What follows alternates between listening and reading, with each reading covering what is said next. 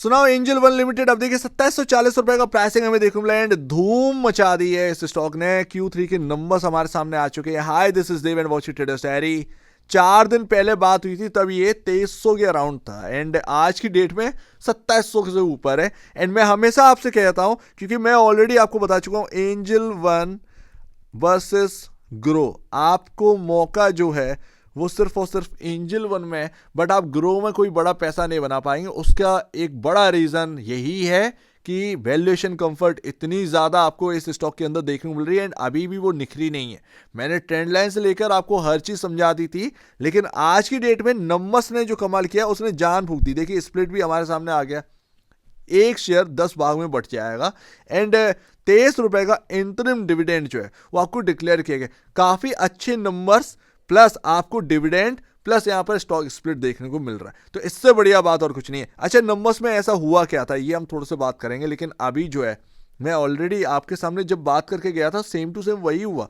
2280 ये वो जगह थी, मैंने आपसे कहा था यहां से घूमा तो घूम गया, ये वो जगह है। तो अगर घूमा तो घूम गया, तो वो घूम गया भैया, घूम गया। और आज हम देख रहे हैं कि बहुत ही इंपॉर्टेंट लेवल के ऊपर की क्लोजिंग दे दी इसने, तो ये माहौल यहां पर ना बनता हुआ नजर आ रहा है।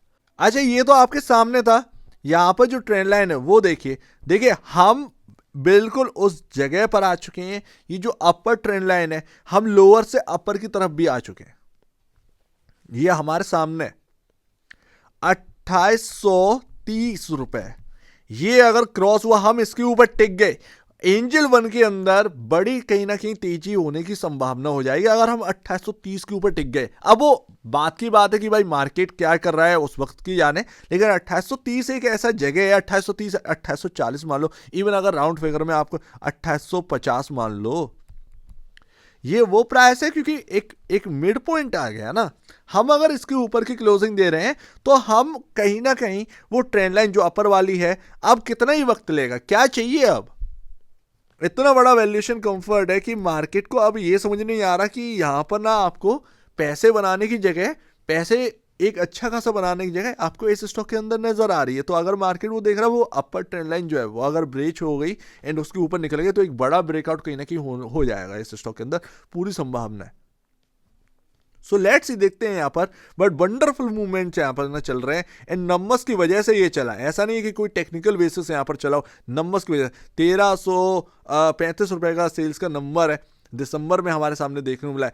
529 करोड़ का यहाँ पर ऑपरेटिंग प्रॉफिट आ चुका है। क्वार्टर ऑन क्वार्टर बेसिस देखिए, क्योंकि ये लगातार ड्रैग कर रहा था, क्वार्टर ऑन क्वार्टर बेसिस पर नंबर खराब आ रहे थे, क्वार्टर ऑन क्वार्टर बेसिस पर नंबर लगातार सही हो रहे हैं। ये आप देखिए सितंबर का यानी कि Q2 के नंबर काफी अच्छे आए और उसके बाद ये Q3 के नंबर्स अच्छे आए।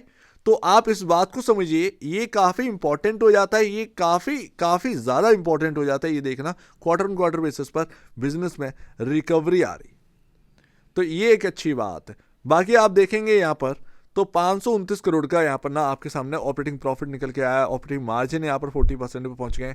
ऑपरेटिंग प्रॉफिट अगर आप देखेंगे 212 से 269 करोड़ के यहाँ पर ना देखने को मिल रहा है।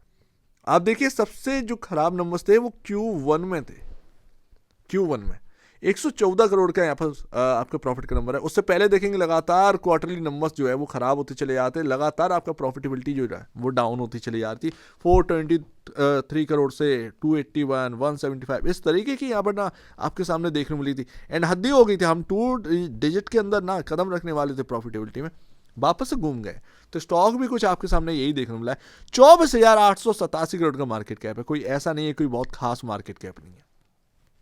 मैं आज से नहीं, जब से वो ग्रो आया ना तब से मैं आपसे यही कह रहा हूं कि भाई प्राइस टू बुक वैल्यू देखिए एंड ग्रो के कंपैरिजन आप जो है वो भाई वैल्यूएशन देखिए आज की डेट में एंजल वन की। तो एंजल वन का जितना भी इन्वेस्टर्स है इस बात को आप समझिए कि आपके पास जगह है बट उधर जगह नहीं है, ठीक है ना, उधर जगह नहीं है। उधर क्या है कि भाई प्रीमियम खा लिए बस, ठीक है, हाँ ठीक है वो आईपीओ था, लेकिन यहाँ पर कमाने की जगह काफ़ी ज़्यादा बन जाती है। उसके बाद आप देखिए कि 32.35 का पी रेशियो है एंड वो आपका है 40.46 जो आपका इंडस्ट्री भी चल रहा है उसके against and price to value 4.09 है।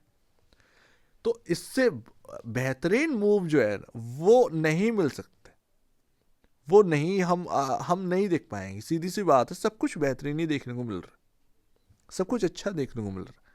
तो ये बात यहाँ पर आ जाती है। सो होप है कि यहाँ पर ना आप इस बात को समझेंगे। एंड ये देखिए ग्रो 1,08,810 करोड़ का मार्केट।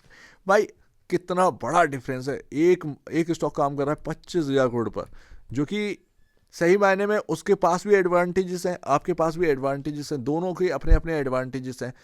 तो भले ही एंजल वन पीछे हो, आपका थर्ड पर आता हो, लेकिन फिर भी आपको कड़ी टक्कर दे रहा है।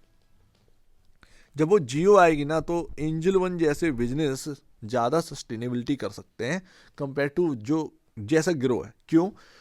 एक तो इनके सब ब्रोकर्स हैं, वो भी डिस्काउंट पर। तो डिस्काउंट पर आपको जो है एडवाइजरी मिल रही है, डिस्काउंट पर आपको जो है प्रॉब्लम सॉल्विंग चीज़ें मिल रही हैं। एंड ग्रो में क्या है कि आपका जो है सब ब्रोकर्स तो है नहीं है, तो एक ये भी आपके सामने एक एडवांटेज मिल जाता है कि यार डिस्काउंट आपको मिल ही रहा है। डिस्काउंट में अगर 10-20 रुपये, अगर आपका 15 रुपये ब्रोकरेज अगर इधर उधर से ज़्यादा ही होगी तो भी कोई दिक्कत की बात नहीं, क्योंकि सब ब्रोकरशिप तो है ना आपके सामने, तो वो मदद करने के लिए बैठे हैं। आपको जो है डायरेक्टली आप पूछ सकते हैं कि आपको जो कुछ भी पूछना है। तो ये बात यहाँ पर हो जाती है। तो जियो जब आएगा ना, जब वो तहस नहस हो रहा होगा, तब वो आप समझिए कि ऐसे जो है वो उनके साथ इन्वेस्टर जो है या फिर जो क्लाइंट्स हैं उनके खड़े रह सकते हैं। तो ये बात है।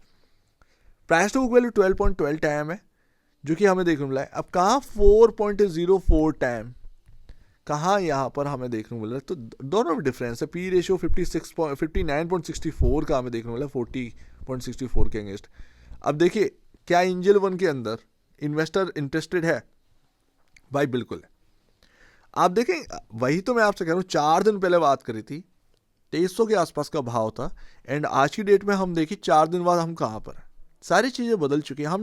हम अपर ट्रेंड लाइन की तरफ जा रहे हैं, हम अपर ट्रेंड लाइन को छूने जा रहे हैं, समझ रहे ना। और अगर वहाँ से निकले तो ब्रेकआउट हो सकता है, पॉसिबिलिटी है भाई, अच्छा खासा ब्रेकआउट हो जाए, ठीक है ना। तो वो बात है।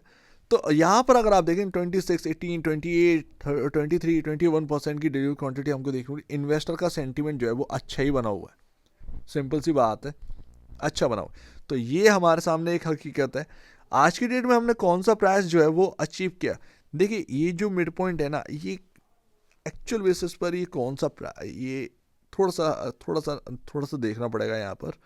बट ये कौन सा प्राइस होगा यहाँ पर? 2650, 2660 के आसपास का जो है, हाँ 2660 के आसपास आपका जो है वो मिड पॉइंट आपका जो है ना वो है। एंड वो मिड पॉइंट को जो है ना वो हम क्रॉस करके सवेरे आप देखेंगे 5 मिनट के कैंडलस्टिक चार्ट पर, तो वहाँ से प्रॉफिट बुकिंग आ रही थी, लेकिन एक्चुअल बेसिस पर हम वो क्रॉस कर दिए।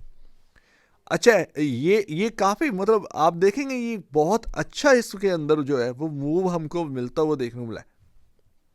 सो लेट्स सी, देखते हैं आगे क्या रहता है। बट हम इंतज़ार करेंगे ये जो ट्रेंड लाइन है ना ये टूट जाए कैसे भी करके। अब वो किस प्राइस पर है? वो बॉस है 2970 से 3000। ये आपका ट्रेंड लाइन का प्राइस है, हमको ये तोड़ना है। हम इसके ऊपर अगर टिक गए ना तो एक बड़ा ब्रेकआउट हमारे सामने रखा हो सकता है, ध्यान रखिएगा। सो उम्मीद है, देखते हैं यहाँ पर क्या रहता है। काफ़ी इंटरेस्टिंग हो चुका है। एंड मैं ऑलरेडी आपसे इन्वेस्टर जो है एंजल वन का, वो मैं आपसे यही कह रहा था कि आप तसल्ली रखिए, तसल्ली रखो, आपको मिलेगा सब, आपको मिलना सब है, समझ रहे हो ना, आपको मिलना सब है। तो ये इससे ज़्यादा आप इसमें जो है ना दिमाग नहीं लगा सकते, इससे ज़्यादा दिमाग लगाने की जरूरत नहीं है, ठीक है ना। सो उम्मीद है काफ़ी कुछ आपको समझ में आया। मूविंग एवरेज क्या है? इंपॉर्टेंट मूविंग एवरेज जो है वो हमें 2576, 2600 पर देखने को मिल रहा है। एंड वही आपका जो है ना आज का 2576 और 2600, आप देखिए आपकी शुरुआत जो है ना वो यहीं से हुई थी, गैप अप हुआ था ना, एंड वहां से जो सॉलिड तेजी आई ना, मतलब क्या ही कहने, क्या ही कहने। एंड लग रहा था कि एंजल वन कुछ ऐसा करेगा, लेकिन अगर वो लोअर ट्रेंड लाइन टूट जाती तो सारी चीजें खराब हो जाती। तो वो सारी चीज़ें खराब कर देते हैं। ये जो लोअर वाली है, लेकिन सब कुछ अच्छा हुआ, हम अपर को तोड़ने के लिए कोशिश कर रहे हैं। सो उम्मीद है ये काफ़ी वंडरफुल मूवमेंट है। एक लंबा टाइम हो गया, वैल्यूएशन आपको मिली है नहीं है, कुछ इस स्टॉक ने कमा कर दिया नहीं है। एक लंबा टाइम हो गया था कि भाई आपको रिटर्न बन गया, उसके बाद आप ठंडे बैठे हुए थे, लेकिन आज की डेट में एक अच्छा खासा कहीं ना कहीं लग रहा है कि हाँ वो मूव वापस आ रहे हैं, वो सब कुछ वापस लौट कर आ रहा है जो यहाँ पर इन्वेस्टर वेट कर रहा था। सो उम्मीद है काफी कुछ आपको समझ में आया होगा। एक बार निवेश से पहले या बेचने से पहले अपने ब्रोकर एडवाइस से जरूर सलाह लीजिएगा। खुद की स्टडी करेगा, उससे बेहतर कुछ भी नहीं। खुद की स्टडी मस्त है, तो आप दीजिए वीडियो देखने बहुत धन्यवाद दोस्तों।